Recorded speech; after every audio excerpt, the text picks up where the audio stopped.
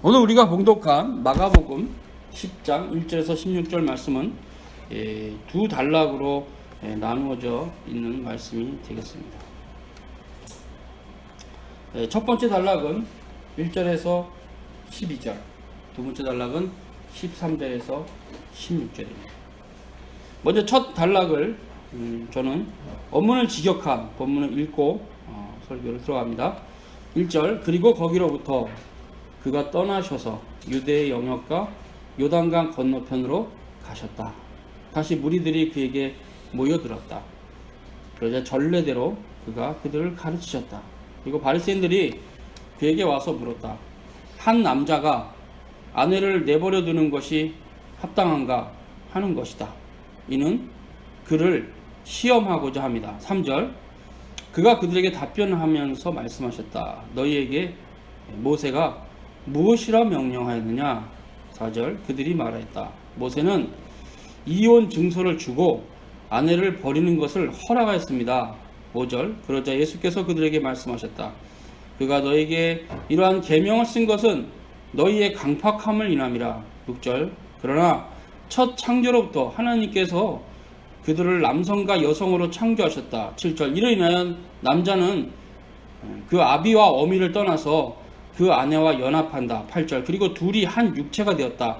그러므로 그들은 둘이 아니라 하나의 육체다. 9절, 그러므로 하나님께서 결합시키신 것을 사람이 나눌 수 없다. 10절, 그러자 그 제자들이 집에 들어가서 다시 이에 대하여 그에게 여쭈었다. 11절, 그러자 그가 그들에게 말씀하셨다. 그의 아내를 버리고 다른 여자와 혼인하는 자는 그녀와 간음하는 자이다. 12절, 그리고 만약 아내가 그녀의 남편을 버리고 다른 남자와 결혼하여도 간음이다.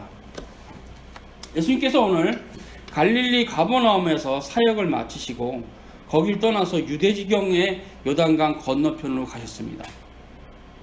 요단강 건너편의 유대지경은 유대인들이 있기 때문에 대체로 여기에 가면 이제 늘 있었던 자들, 예루살렘에서부터 있었던 자들, 바리새인의 공격을 당할 확률이 많은데 오늘도 바리새인의 공격을 받으셨죠. 예수께서는 이제 그 지방에 들어가셔서 전례대로, 헬라어로 에이오데이, 전례대로 습관적으로 항상 해오시던 대로 그러는 겁니다. 전례대로 하나님 나라에 대해서 가르치셨습니다. 그런데 놀라운 것은 유대인들이 계속 이렇게 하나님 나라를 밝혀도 이해를 못했어요. 오히려 유대인들이 모여든 까닭은 치유를 통해서 베풀어 주시는 현세적인 혜택을 누릴까 해서 모여든 겁니다.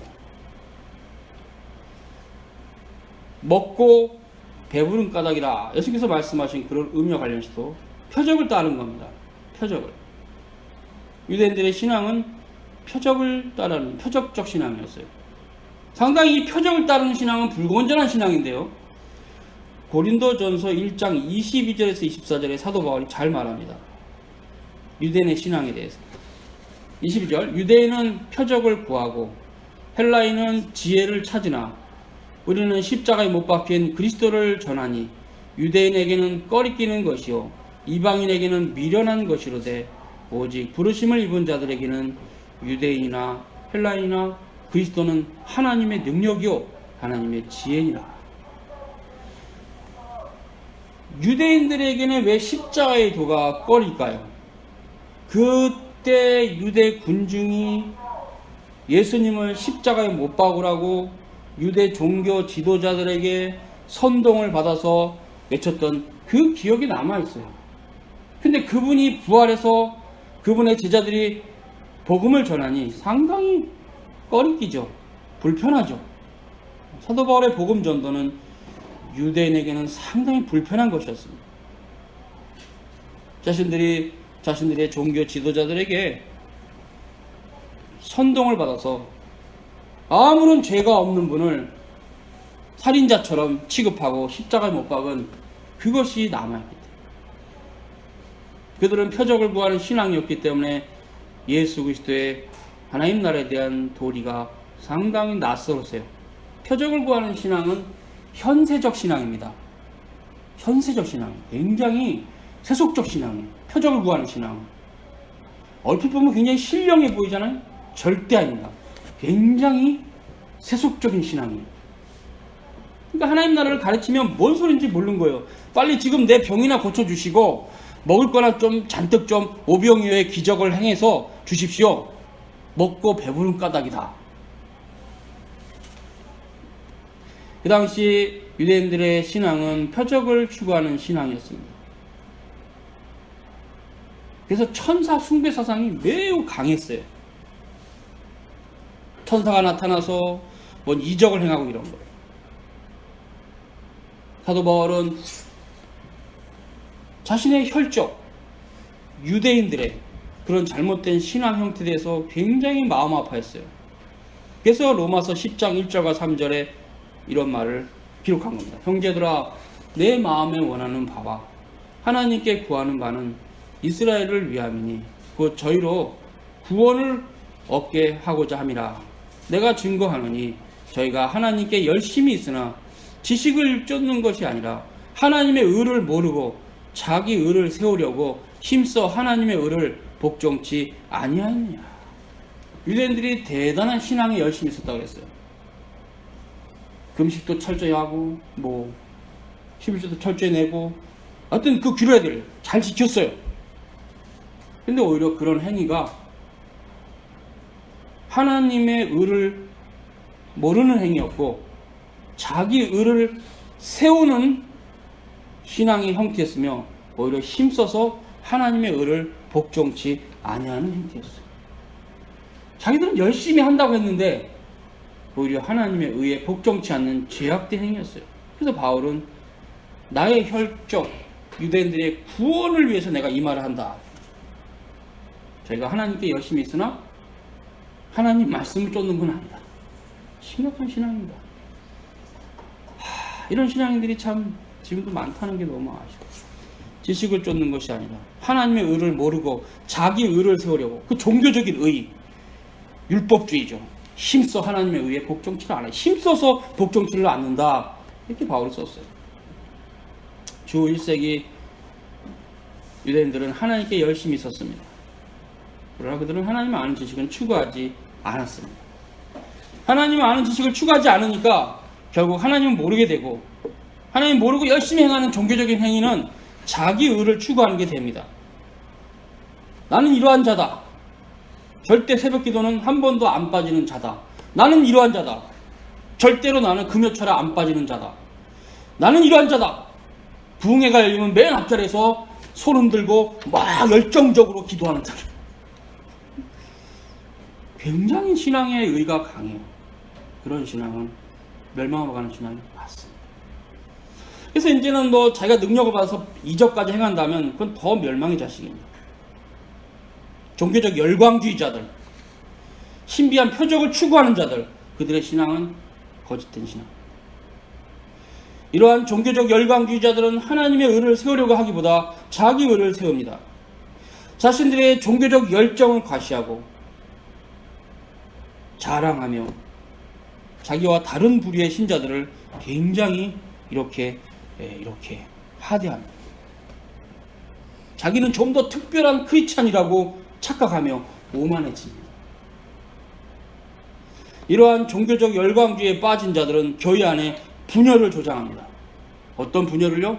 방언을 하는 자와 방언을 못하는 자. 여기는 성걸이고 여기는 육두품이야. 그러니까 대화도 안 해요.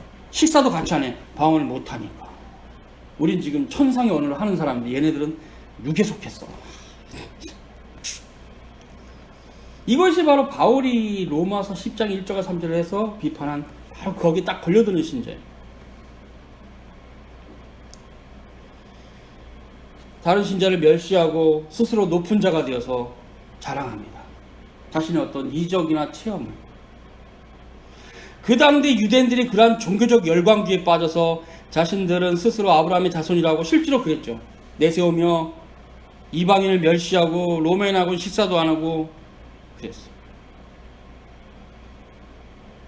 오히려 그런데 그들의 윤리 상태는 이방 가운데 건전한 윤리를 가진 세네카나 그런 사람도 못한 사람도 많았어요. 유대인들이 건전한 윤리 의식을 가진 이방인들보다 못했습니다. 유대인들의 신앙 상태가 윤리적으로 따져 들어가면. 왜냐하면 그들이 하나님 백성이라 하면서도 하나님 말씀을 추구하기보다 이방 종교와 다를 바 없는 신비주의를 추구했기 때문입니다. 이것은 잘못된 신앙입니다. 참된 신앙은 하나님을 아는 지식으로 자라가는 신앙입니다. 무엇보다 하나님 아는 지식을 통해서 더욱 풍성한 하나님 말씀에 이르러야 합니다. 그것이 먼저 신자들이 추구해야 될 신앙의 자세입니다. 예수께서 요단강 건너편에 가서 하나님의 나라를 가르치실 때 유대인들은 표적을 구했던 것입니다. 그런 부분에서 바울이 오늘 비판하는 겁니다. 이제 역시 예상한 대로 예수님께서 하나님 나라를 가르치니까 시샘말로 고춧가루를 뿌리려고 왔는지 바리새인들이 예수님께 접근했습니다. 오늘 본문에 봤더니 바리새인들이 예수님께 접근하는 이유는 한 가지입니다. 예수님을 모욕하고 사회적으로 매장하고 죽이고자 합니다. 그 도리를 듣고 싶어서 온 게 아닙니다. 어떻게 하면 저 친구의 말에 꼬투리를 잡아서 저 사람의 말이 진리가 아닌 것을 증명할까? 이 지랄 하려고 바리새인들이 예수님께 다가온 거예요. 그들은 얄팍한 율법의 지식을 가지고 하나님 나라의 도리를 전복시키고 하나님 나라를 무력화시키려고 했습니다. 바리새인조차도 하나님 나라가 무엇인지 몰랐습니다. 자기들의 그런 자의적인 율법 해석으로 인해서 더욱 진리로부터 멀어져 있었어요. 이스라엘의 교사라고 하는 자들이. 바리새인들은 심각한 율법주의에 빠져 있었습니다. 그리고 유대인들을 자신들이 잘못 이해한 율법주의로 열심히 가르쳤어요. 이렇게 신앙생활하는 것이 옳다는 식으로. 근데 오늘 이제 바리새인들이 예수님을 시험합니다. 그 시험은 뭐냐면 이혼에 대한 거예요. 예수님이 이렇게 얘기해도 문제 삼고 저렇게 얘기해도 꼬투리 잡으려고 딱 기다렸어요.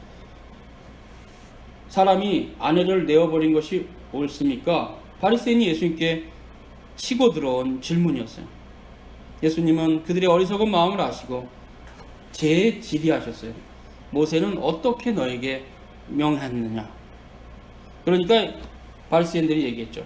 모세는 이혼 증서를 써주어서 내어버리는 것은 허락했습니다. 즉 이혼 증서를 써주기만 하면 아내를 버릴 수 있다고 했습니다. 그 다음 본문을 여러분 보시고 이 본문의 이제 관련 구절을 저는 봅니다. 신명기 24장 1절입니다. 거기 보면 사람이 아내를 취하여 데려온 후에 수치되는 일이 그에게 있음을 발견하고 그를 기뻐하지 아니하거든 이혼 증서를 써서 그 손에 주고 그를 자기 집에서 내어 보내라. 여기서 이 본문의 의미는 이렇습니다. 신명기서 하나님께서 이스라엘에게 명하신 것은 한 가지입니다. 혼인한 자는 이혼하지 말라. 그것이에요. 그것입니다. 그것이고 모세가 이러한 법을 보충해서 이스라엘에게 반포한 것은 이스라엘 백성들의 완악함을 인합니다.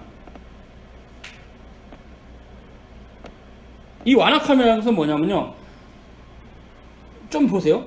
예수께서는 그들의 거짓된 마음을 아시고 정확하게 율법을 해석하셨어요. 너희 마음의 완악함을 인하여 이 명령이 있게 된 것이다.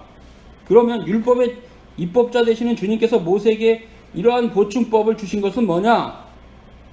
이 보충의 법도 없으면 이스라엘의 혼인제도가 더 문란하게 될 것이기 때문에, 즉 이혼 증서도 안 써주고 지 마음에 안 들면 아내를 버릴 것을 염려한 겁니다. 이혼 증서를 써라. 즉 이혼 증서를 쓰면 거기에 지금 뭐가 문제가 있는지 다 적어야 돼요. 아내에 대해서 사실관계를 따져야 돼요. 법정에서. 그러면 사실관계가 안 맞아. 이놈이 지가 실증이 나서 아내를 버리려는 거야. 그럼 빠꾸 너 이혼 안 돼. 너 이혼에 쓴 증서 보니까 말도 안 되는 이야기로 네 아내를 버리려고 하고 있어. 이혼하지 마. 이렇게 한다는 거죠. 이혼 증서가 없으면 이렇게 버리면 돼요. 버리면 돼. 이혼 증서가 없어도 버릴 수 있으니까. 그래서 이혼 증서를 써서 그들로 하여금 함부로 이혼하지 못하게 하고자 이 증서를 허락한 건데, 이 바리새인들이 그걸 몰랐어요. 아, 이혼 증서만 써주면 이혼할 수 있겠네요 라고 힐문한 겁니다. 예수님께. 예수님은 너희의 완악함으로 인해서 모세가 이혼 증서라도 써야만 이혼할 수 있다는 말을 한 것이다, 이런 말이에요. 이해되십니까? 이 제도가 없었으면 더 문란해요. 왜냐하면 그 당시 가나안, 즉 이스라엘 땅 옆에 가나안이 있었는데 거기는 거의 개돼지처럼 그냥 마음껏 결혼하고 막 이혼하고, 그래서 소돔과 고모라 땅은 막 이제 남색이 충만해가지고 막 동성연애, 이제는 여자하고 사는 거는 실증 났어. 이제 남자하고 살고 싶어. 남자를 아내로 모아지해서. 이런 땅이었어요, 가나안이. 하나님 그걸 아셨어요. 그래서 애굽에서 내실 때, 이스라엘 심으실 때 내 백성 이스라엘도 분명히 유혹을 받는다, 이걸 아셨어요. 그렇기 때문에 이 제도가 나온 겁니다. 왜 이스라엘 백성들도 그 가나안 족속처럼 개돼지 같은 율례의식 갖고 살까봐. 하나님의 은총입니다. 하나님의 법은 그들을 지켜서 주님 오실 때까지 보존하고자 하는 뜻이 있었어요. 비록 그 법을 우리가 지킴으로 구원받을 수는 없지만. 그래서 그때 이혼 증서에서는 무엇이 있어야 되는가? 사람이 아내를 취하여 데리고 오내 수치되는 일이 있어야 비로소 이혼을 할 수 있다. 법정에 설 수 있다. 남편이 자의적으로 판단해서 이혼을 결정할 수 없다. 그것이 이제 이혼의 남발을 막으시는 하나님의 뜻이었어요. 그래서 아내에게 수치스러울 만한 점을 발견할 수 없으면 너는 이혼할 수 없다. 남편이 일방적으로 아내를 내어 쫓을 수 없다. 그러면 왜 그 당시에는 이렇게 남편 중심으로 이런 이야기가 기록이 됐을까요? 그래서 그 시대의 문화와 배경을 이해하는 사람은 이해를 할 수 있습니다. 즉, 그 시대는 여자에게 경제권이 없었고, 여자가 남편에게 쫓겨나는 순간 뭐 벌어먹을 것도 없었어요. 항상 남편의 그늘 아래 있어야만 생명을 보존하고 있었던 생존권이 아내가 남편에게 있었어요. 그 시대는. 문화적 상황이 달라요. 형편이. 그러니까 이게 잘 이해가 안 되죠. 왜 남편의 입장에서만 그러는가? 근데 그렇지. 그렇기 때문에 남편이 아내를 버린다는 것은 그 순간 아내가 생존권도 위협을 받는다는 그런 환경 속에 이런 계시가 나온 거예요. 그런 문화적인, 역사적인 그런 배경을 모르면 우리 시대는 이해가 안 되죠. 아내가 더 돈을 잘 버는 사람도 많은데. 그때 이런 부분에서 이제 이해를 하실 수 있고요. 예수님께서 보충 설명하십니다. 그것이 마가복음 10장 6절과 9절인데요. 창조시부터 저희를 남자와 여자로 만드셨으니, 이게 보충 설명이시죠. 사람이 부모를 떠나 둘이 한 몸이 될지라. 이제 둘이 아니요 한 몸이니 하나님이 짝 지어주신 것을 사람이 나누지 못한다. 이 본문은 창세기 1장 27절과 2장 24절과 연결되는 말씀입니다. 먼저는요, 창세기 1장 27절을 봉독합니다. 하나님이 자기 형상 곧 하나님의 형상대로 사람을 창조하시되 남자와 여자를 창조하시고, 24절은요 2장, 이러므로 남자가 부모를 떠나 그 아내와 연합하여 둘이 한 몸을 이룰지로다. 그때 이제 바샤르 에하드인데요. 바샤르 에하드, 히브리어로 한 몸이다. 바샤르가 원래 한글로 직역하면 살, 우리 살 있잖아요. 살덩어리, 살이라는 뜻입니다. 그러니까 바샤르 에하드 그러면 한 살이 되었다. 한 살. 하나의 몸이라 했을 때 이게 소마의 개념이 아니라 바샤르의 개념이에요. 살이에요, 살. 그러니까 이런 형태는 결국 우리에게 주는 끝없는 하나님께서 명령인데요. 아내 이외에는, 즉 아내도 마찬가지죠. 아내 이외에는 어떤 이성과도 관계할 수 없다라는 거예요. 왜? 살이 하나니까. 만약에 관계하면 살을 두 개가 되니까 결혼 생활이 파괴되는 거예요. 그래서 아내 이외에는 다른 사람과는 관계할 수 없어요. 바샤르로서는, 바샤르와 같은, 왜? 바샤르 에하드이기 때문에. 하나님의 형상은 남자뿐이 아닙니다. 여자도 하나님의 형상입니다. 이는 참으로 복된 것입니다. 하나님께서 남자뿐만 아니라 여자까지 하나님의 형상으로 지으신 것은 실로 인류를 번성케 하시며 동시에 그의 형상을 보존하고자 하십니다. 여러분이 창세기 읽어보면 남자를 만드시고 흙으로 빚으시고 생명이 되고 생기를 불어넣으시고 그가 이제 동물의 이름을 짓습니다. 근데 어떤 동물도 그 남자 아담이죠. 아담과 대화가 되는 사람이 없어요. 왜? 하나님의 형상으로 지음받은 자들이 아니므로, 뭐 우리식으로 얘기하면 뭐 인생을 논하고 정치를 말하고 세상을 말할 수가 없어요. 철학을 논할 수도 없어요. 문학을 논할 수도 없어요. 음악을 논할 수도 없어요. 동물하고는. 그죠? 그래서 아담이 독초하는 것이 옳지 않다 하셔가지고 잠을 재우신 다음에 갈비뼈를 뜯어내서 하와를 만드시고 보내신 겁니다. 그래서 뭡니까? 이제 하와는 비로소 아담과 대화가 되는 존재예요. 인생을 논할 수 있고, 철학을 말할 수 있고, 음악을 말할 수 있고, 예술을 말할 수 있고, 정치를 말할 수 있는. 그래서 결국 하나님의 형상이라는 거죠, 둘 다. 또 하나님 말씀을 나눌 수 있는 그런 형상을 만드신 겁니다. 이런 형태가 결국 남편과 아내는, 비록 그 발생학적으로 남편이 먼저 되고 남편의 허리로부터 아내가 나왔지만, 그것은 그리스도와 교회를 표상하니까 그렇게 된 건데, 두 인격체 모두 하나님 앞에서 하나님의 형상입니다. 근원적으로 동물하고는 달라요. 그래서 이 형상을 남녀로 만드신 목적은 거룩한 백성을 기르시고자 하신 것입니다. 그러나 그 앞서서는 하나님의 형상으로 피조될 인간들을 더 확장하고자 하신 뜻이 있었어요. 천사들은 한번 창조된 이후로 더 숫자에 가감이 없지만, 인간들은 계속 이 땅에서 생물학적인 관계 안에서 하나님께서 그의 형상을 계속 만드시는 겁니다. 그리고 그것은 첫째는 아까 말한 대로 하나님의 형상들을 확장하는 거고, 인간의 하나님의 형상을, 두 번째는 그 안에서 혼인제도를 통해서 거룩한 백성을 기르시는 섭리가 있어요. 그래서 주님 안에서 혼인제도는 복됩니다. 하나님께서는 그 제도 안에서 하나님의 형상을 따라 피조되는 인격체를 더 확장하시면서 동시에 그리스도 안에서 택정함을 받은 신자들의 자녀들을 자라게 하십니다. 그런 계획이 있었어요. 그래서 구약시대 모든 유대인들은 아브라함의 언약 아래에서 모세율법을 따라 자랐고, 또 그 안에서 여러 가지 삐그덕거림도 있었지만 문제들이 없었다는 건 아니에요. 그러나 절대로 가나안하고는 확실하게 다른, 가나안 민족과는 확실하게 다른 그 이스라엘의 독특성이 있었어요. 근데 그 뿌리가 지금까지도 있어서 상당히 굉장한 결집력을 가지고 있죠. 유대인들은.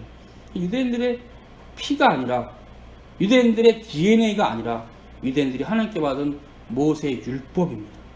그 모세의 율법이 굉장한 겁니다. 그럼 여러분, 모세의 율법만 하나님의 말씀입니까? 아니죠. 그 모세의 율법을 해석했던 여호수아, 사사기, 룻기, 사무엘상하, 열왕기상하, 역대상하, 에스라, 느헤미야, 에스더, 욥기, 시편, 잠언, 전도서, 이사야, 예레미야 해서 말라기까지. 와, 놀라운 보화가 이스라엘에게는 간직해서 구약 때부터. 우리나라는 겨우 100년 전에 들어왔고, 비교가 됩니까?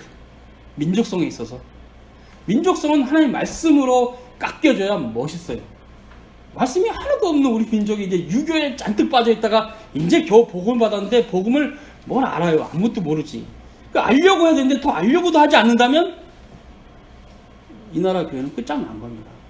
그게 만만한 말씀이 아니에요. 모세의 오경서부터 말라기까지. 그 1500년 가까운 긴 역사 동안에 계속 하나님께서 그들에게 말씀하셨어요. 우와, 저가 미력 하나만 히브리 원문을 볼 때마다 우와, 그냥 우화밖에는 할 말이 없어. 너무 아름다워서 그 말씀이. 이사야서나 시편은 진짜 한편의 시죠. 시편은 시입니다. 누구든지 히브리어를 공부해서 시편을 공부해 본다면 문학을 하신 사람은 굉장히 놀라운 걸 알게 될 겁니다. 히브리어를 공부해서 시편을 원문으로 본다. 누구든지 할 수 있어요. 마음만 있으면. 그래서 이런 은총들이 우리에게 있는데, 이 놀라운 말씀에 대해서 너무나 오히려 교회가 모른다는 거. 세상도 모르지만 교회도 흔히들 말하는 도찐 개찐이라는 게 참 마음이 아픕니다. 하나님께서 이런 제도를 허락하신 것은 결국 그리스도의 나라에 있어서 큰 은총을 주신 것입니다. 혼인은 뭡니까? 혼인 제도는 하나님께서 인류에게 허락하신 사회적인 질서 중에서 최소 단위입니다. 그죠? 그 다음에는 학교가 있고, 사회가 있고, 국가가 있고, 전 세계가 있고. 그래서 대부분의 첫 단위가 가정입니다. 가정이라는 제도 아래서 일정한 연령에 도달할 때까지 사회적 질서를 학습합니다. 그리고 일정한 연령에 이르면 그 부모를 떠나서 아내와 합해서 또 다른 혼인제도를 만들고 거기서 또 아이를 키웁니다. 이러한 원리는 주님이 오시는 그날까지 지속될 것이고 어느 누구도 피할 수 없습니다. 그러므로 그리스도인 자녀들은 하나님의 말씀을 통하여 자라가야 합니다. 이것이 최고의 복입니다. 마가복음 10장 10절과 12절은 예수께서 제자들과 함께 집에 들어가서 나누는 대화로 되어 있습니다. 제자들이 한 번 더 물었어요. 거기서 바리새인과 대화 중에 한 부분을.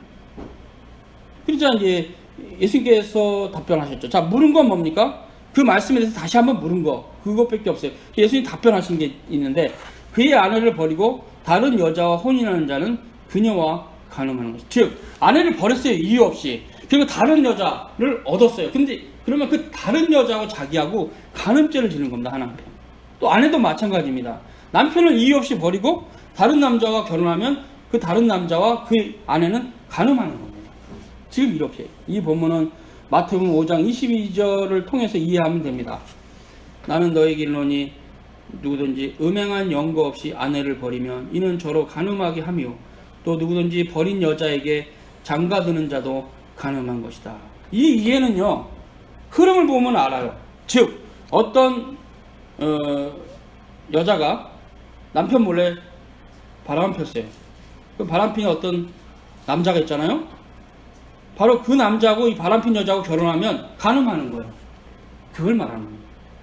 누구든지 버린 여자에게 장가드는 자도 간음하는 것이다. 이 말은 음행한 연고가 있었기 때문에 여자를 버린 거거든요. 즉 이혼을 말합니다. 이혼을 한 거거든요, 남자가.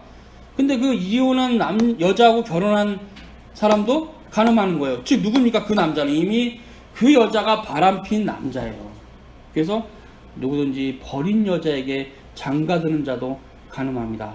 우리식으로 현대적으로 해석하면 누구든지 이혼한 여자, 즉 이혼의 원인이 됐던 그 남자도 그 여자를 가지면 간음하는 게 된다. 절대로 간음하지 못하게 하고자 이 법을 만든 겁니다. 오직 음행한 연고 외에 다른 이유로는 이혼할 수 없다. 그러나 음행한 연고로는 아내를 버릴 수 있다. 합당하게 이혼을 당한 배우자는 다른 이성과 혼인을 하면 간음죄가 된다. 합당하게 이혼당한 배우자와 혼인하는 다른 이성도 간음죄가 된다. 지금 우리 사회는 혼인을 파괴시킨 장본인이 더욱 자랑스럽게 자기들의 간음을 자랑하고 있어요. 뭐가 그렇게 떳떳한지.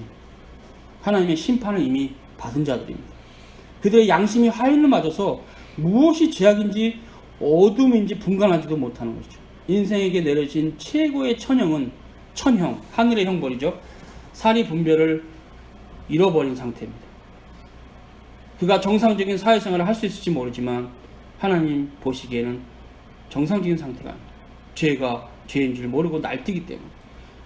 재물이 많고 사회적 지위가 높으니까 자신이 옳은 줄 알아요. 아닙니다.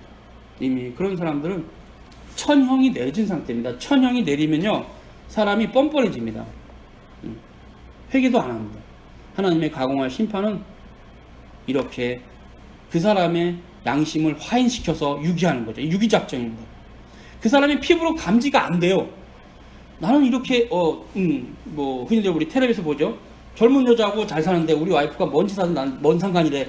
내가 부양할 돈 줄 이유도 없어. 누구 얘기인지 아시죠? 정말 안 되죠. 말도 안 되죠. 이런 형태가 지금 있다는 것은 그가 하나님께 받은 형벌이 천형입니다. 제가 죄가 죄인 줄 몰라요. 멸망으로 가고 있으면서. 하나님의 가공한 심판을 받은 자들은 이 땅에서는 즐거워하고 행복해합니다. 저는 그런 사람 보면 끔찍해요. 어떻게 저렇게 살면서 둘이 행복할까? 그냥 멸망으로 가는 길인가? 지옥의 열차를 타고 행복하는 거예요. 그것이 바로 어둠입니다. 여러분, 하나님의 말씀이 없으면 백날 살아있어도 죽은 거예요. 여러분, 그렇게 사는 게 행복해 보여요. 야, 젊은 여자 데리고 사니까 행복하다. 제가 보기엔 그냥 지옥입니다. 하나님의 율법이 없이 산다는 것은 정말 그거는 참 하나님 형상으로 지음받은 인간으로서는 아니에요. 아니오시다. 그렇게 유기된 자들은 웃으면서 멸망으로 가고 있습니다. 여러분, 하나님의 법을 안다는 것이 얼마나 귀한 것인지. 내가 지킬 수 있는 법은 알지만 나를 사랑하신 주님이 완성하신 그 법을 내가 믿음으로 따라가는 게 얼마나 귀한 것인지 아시기 바랍니다. 너무나 소중한 거예요. 우리 주님께서 우리 죄를 위해서 십자가를 짊어지신 게 우리는 믿음으로 본받습니다. 율법을 행함으로 구원받지 못합니다. 그러나 우리는 그런 열차는 절대 안 타요. 왜? 주님을 사랑하기 때문에. 그죠? 그래서 그러한 식의 결혼 생활을, 혹시 결혼을 나중에라도 하신다면, 또 지금 하신 분들은 하시기 바랍니다. 성도들은 이러한 가공한 심판으로부터 분별을 하는 자들입니다. 그래서 복 있는 사람은 악인의 꾀를 쫓지 아니하고 죄인의 길에 서지 아니하고 오만한 자의 자리에 앉지 아니하고 오직 여호와의 율법을 즐거워하여 그 율법을 주야로 묵상하는 자다. 하나님의 백성으로 살아가는 그 복이란 이 세상의 어떠한 가치로도 필적할 수 없는 하나님 나라의 보배입니다. 신자들은 더욱 그 복을 추구해야 됩니다. 이제 오늘 본문 두 번째 단락 설교하고 마칩니다. 지역한 본문 봉독하고 설교합니다. 13절, 그리고 그들이 유아들을 예수께 데리고 왔다. 이는 그의 만져주심을 받고자 합니다. 그러나 제자들은 그들을 책망하셨다.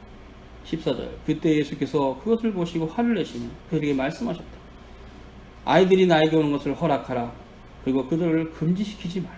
하나님 나라가 이러한 자의 것이다. 15절, 진실로 내가 너에게 말한다. 어린아이와 같이 하나님 나라를 받들지 않는 자는 하나님 나라에 들어갈 수 없다. 그가 어린아이들을 안으시고 머리에 손을 얹으시고 축복하셨다.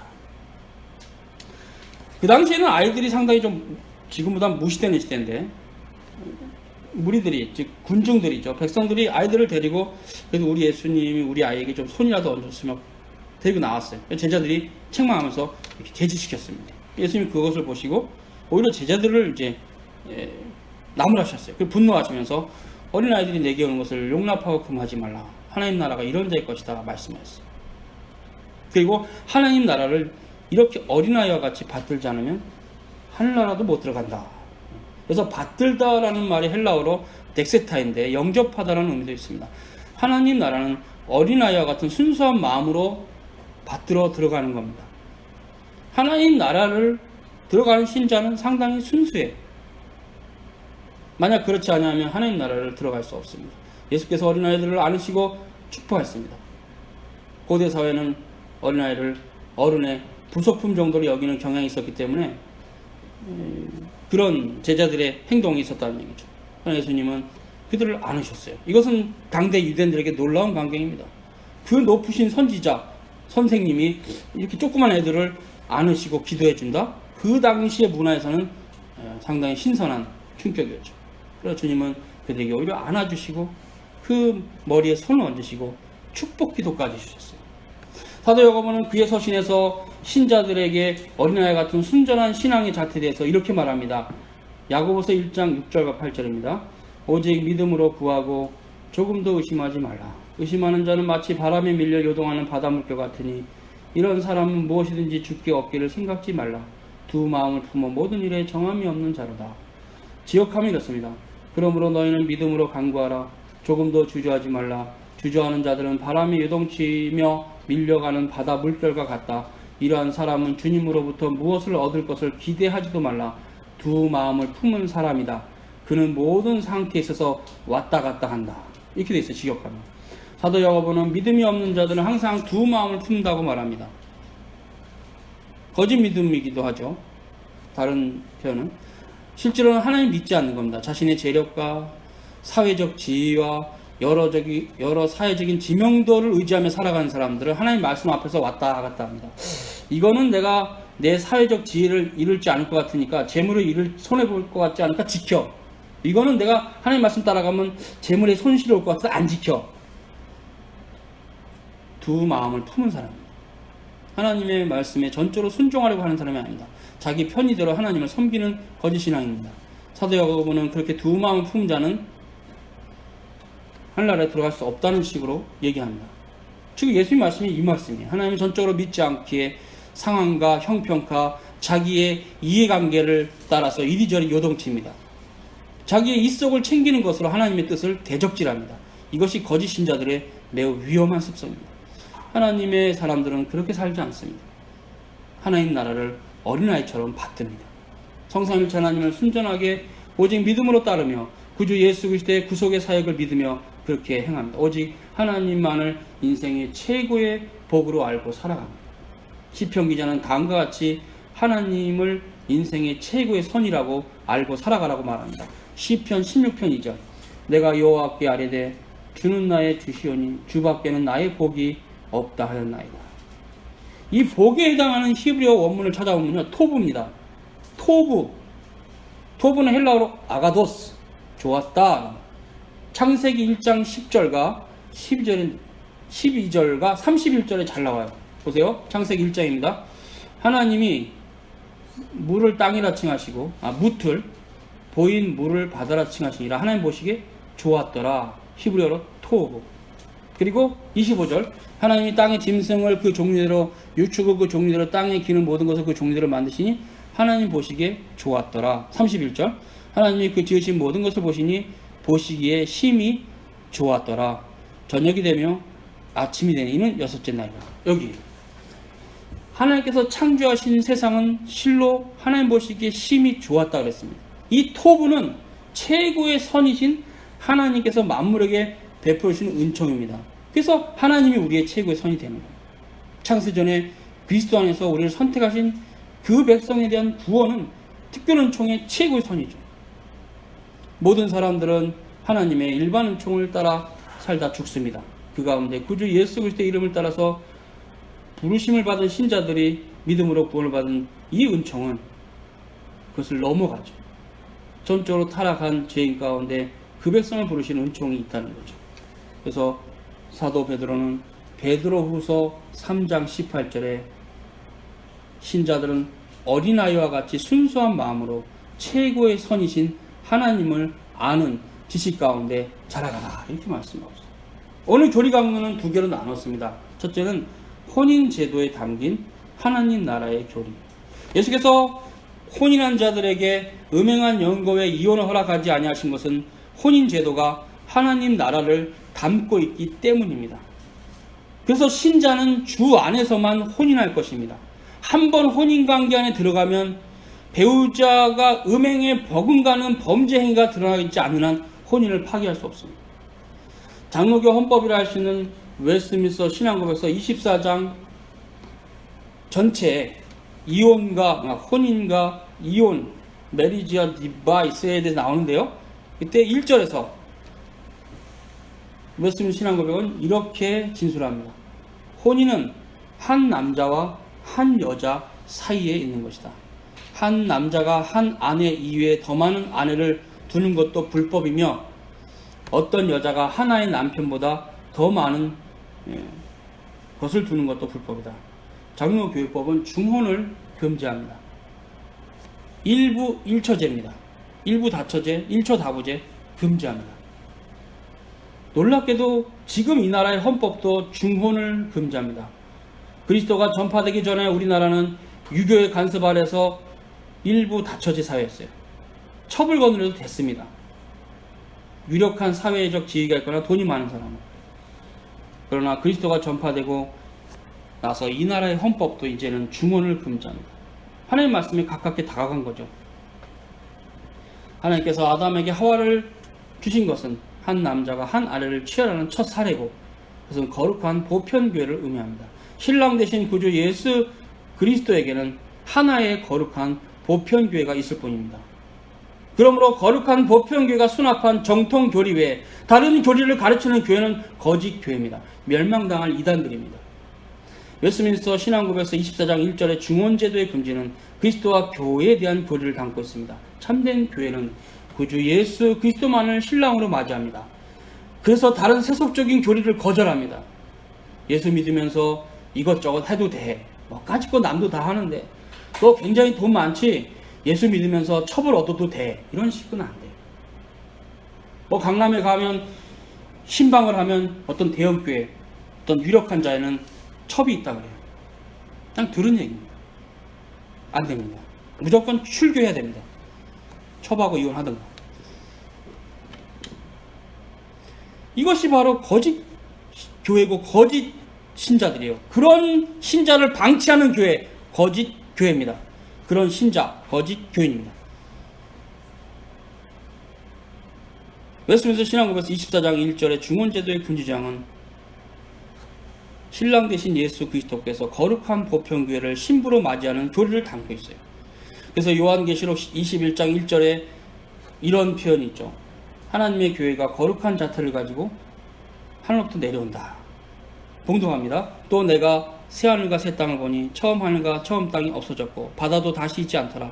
내가 보매 거룩한 성 새 예루살렘이 하나님께로부터 하늘에서 내려오니 그 예비한 것이 신부가 남편을 위하여 단장한 것 같더라. 그렇죠. 이게 굉장히 중요한 개념입니다. 그러니까 이제 혼인을 앞둔 여인들은 단장을 할 때 남편을 위한 단장은 성경적이지만 그렇지 않을 때는 죄가 돼요. 웨스턴 신앙고백서 24장 2절은 혼인관계를 통한 열매가 무엇인가 진술합니다. 혼인은 남편과 아내가 서로 돕기 위해서 제정되었고 그것은 인류의 합법적인 증가와 교회의 거룩한 자손을 얻기 위함이다. 그리고 불결을 막고자 합니다. 여기까지가 신앙고백입니다. 무분별한 남녀관계는 인류의 불법적인 자손을 증가시킵니다. 그것은 사생아입니다. 사생아를 양산시킵니다. 혼인관계 밖에서 태어난 자손들은 사생아가 됩니다. 그러면 사회도 고통을 당하고 그 아이들이 많아지면 사생아로 태어난 아이도 심각한 재앙을 가지고 태어나는 아이가 됩니다. 축복받아야 될 어린아이가 출생부터 저주받은 아이가 됩니다. 사생아는. 여러분 아무도 사생아가 없죠? 이게 얼마나 큰 복인지 몰라요. 그래서 혼인제도는 인류 안의 합법적인 자손의 증가를 통한 사회의 건강성을 보존하고자 하나님 허락하신 겁니다. 둘째는 교회인데요.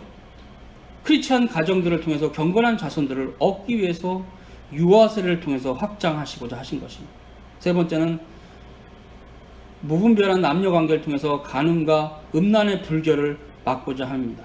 혼인제도는 인류 사회를 보존하며 크리스찬들에게 경건한 씨앗을 보존케 하는 무엇보다 무분별한 남녀관계를 통한 성적인 불결을 막으시고자 하신 하나님의 뜻입니다. 웨스민스터 신앙고백서 24장 3절은 크리스찬 청년들이 취해야 될 이성에 대해서 진술합니다. 모든 크리스찬들은 주 안에서만 혼인해야 된다. 그러므로 참되게 개혁신앙을 고백하는 청년들은 불신자나 교황주의자들이나 우상 숭배자들과 혼인할 수 없다. 그리고 경건한 신자들은 그들의 생활이 불건전한 자들과 저주받을 이단 교소를 따라가는 자들과 혼인할 수 없다. 그렇습니다. 개혁신앙을 고백하는 크리스찬들은 오직 개혁신앙을 가진 배우자를 만나야 할 것입니다. 그것이 주 안에서 합당합니다. 웨스민스터 신앙고백서 24장 4절은 근친상간의 혼인을 금지하고 있습니다. 혈연관계 안에서는 서로 혼인할 수 없다.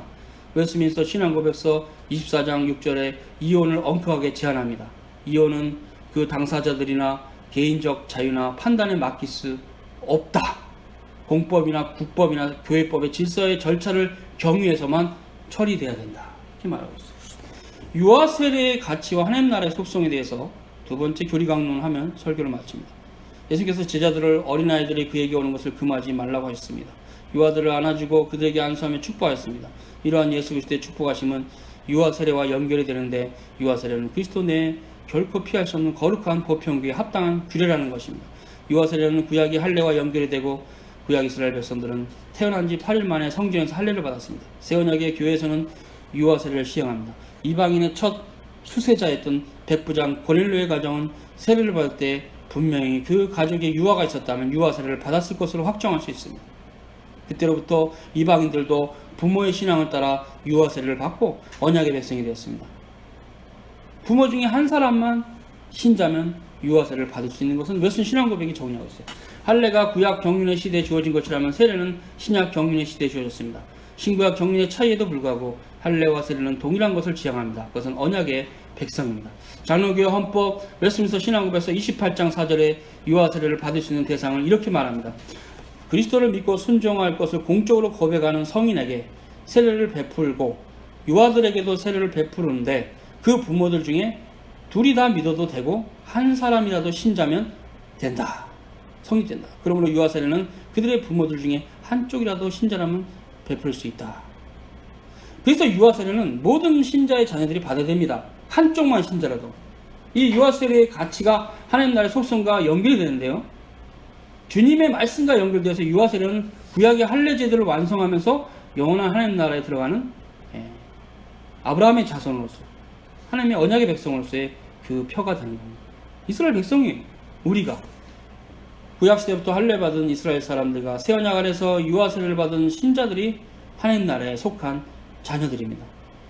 그 때문에 지금의 유대인의 할례는 아무런 쓸모가 없어요. 예수님 오시기 전까지만, 사도들이 새 언약의 교회를 세우기 전까지만 유효한 겁니다. 지금은 그 할례는 그냥 유대인들의 종교적인 규례일 뿐 아무런 신학적 의미가 없어요. 이제는 세례를 통해서만 하나님의 백성이 됩니다. 유아 세례는 하나님 나라의 백성의 자태를 드러냅니다. 하나님의 나라를 어린아이와 같이 받들지 않는 자는 결단코 하나님 나라에 들어갈 수 없다. 그것은 어린아이들이 가지고 있는 속성으로부터 기인하는데, 하나님 나라는 어린아이와 같이 순전한 마음을 가진 자들만이 들어간다. 신자들은 하나님 나라가 무엇인가 더욱 묵상하며 무엇보다 유아 세례와 연결된 하나님 나라의 자태를 깨달아야 됩니다. 어린아이 같은 마음으로 하나님 나라를 사모해야 됩니다. 누구든지 주 안에서 어린아이와 같은 마음으로 하나님 나라를 섬긴다면 그는 하나님의 백성입니다. 참된 신자들은 모두 그러한 마음의 자태를 가지고 살아가야 될 것입니다. 기도하겠습니다. 거룩하신 주님, 감사합니다. 주께서 우리 죄를 위해서 십자가 지시고 부활하신 그 놀라운 사랑을 기억합니다. 사랑하는 성도들이 그 사랑을 따라 살아가게 해 주시고, 참으로 주님의 백성으로서, 언약의 백성으로서 그 가치들을 더더욱 알아가며 율법의 그 고귀한 의미들을 알아가며 우리 주님께서 어떠한 일을 행하신 것을 알아가며 너무나 감사하고 찬송하며 살아가는 신자 되도록 축복하여 주시기를 바랍니다. 거룩하신 주님, 우리는 참으로 아무런 쓸모없는 죄인들이오니 주님의 보혈로 우리를 정결케 하여 주시옵소서. 우리의 마음을 더더욱 낮추시고 겸손케 하셔서 주님을 온전히 섬길 수 있게 하여 주시옵소서. 우리 구주 예수님의 이름으로 기도드리옵나이다. 아멘.